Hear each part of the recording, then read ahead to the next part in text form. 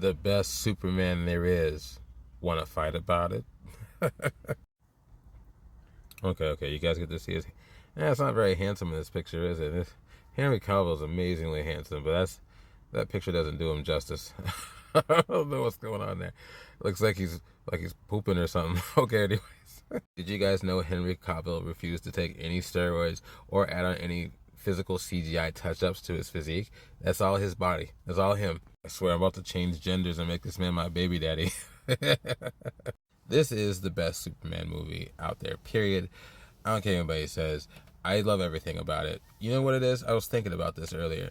There's two main things that make this the best one. One, they really ground Clark Kent here. You really feel Clark Kent in this movie. And I think that's really important for any Superman story.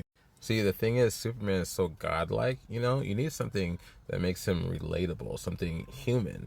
And the story of him being Clark Kent, being raised by this farm couple, that's the thing. That's the gold right there. You gotta focus on that. And they did a really good job with that in this film. Kevin Costner and Diane Lane, they have that down-home feel, you know what I mean? And seeing him being brought up that way, it shows how he developed his humbleness, you know what I mean? He really is just this normal, nice guy who happens to be a god. The next thing that makes this movie great is you give Superman foes that he can really go toe-to-toe with. You know what I mean? The bad guys here, General Zod and his minions, they give it to him, man. They make this movie truly epic. I mean, Superman's a tank, right? You gotta give him big things to fight. If you don't do that, it's not as good. It's like Thor fighting Hydra agents all day, Like, it's cool, but... you know what I mean? Like, all right, Thor, you just zap them all.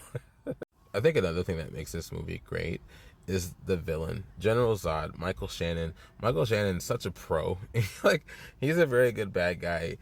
He's a very good actor in general, but man just brings this intensity. You believe him as General Zod for sure. This guy, I've seen some side clips of him, and that man, he really takes that camera seriously. He's basically an angry zealot.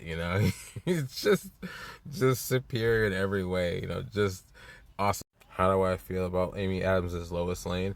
Well, I find Lois Lane a complicated person to be in live action, just because Lois Lane, she's so boring. I know it sounds terrible to say it, I know, but I'll give you kind of maybe not an example, but kind of a parallel here.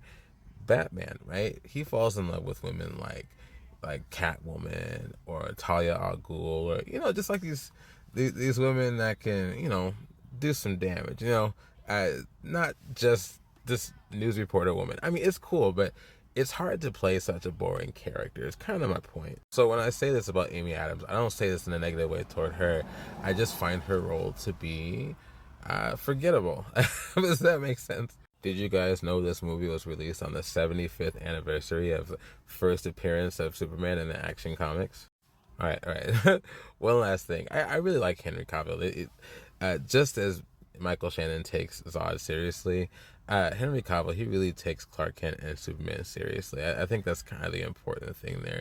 He's just this guy just trying to do right, And I like that. I like that he just wants to, help out people. Could you imagine if he wasn't that way? There are some comics and some movies that show that. He's a man you root for, and at the end of the day, I love it. I think my only problem with this movie is that there wasn't a direct sequel afterwards. Batman vs. Superman doesn't count. They shouldn't have done that. Henry Cavill was wasted as Superman. I said it. Let me know what you guys think, and I'll talk to you later.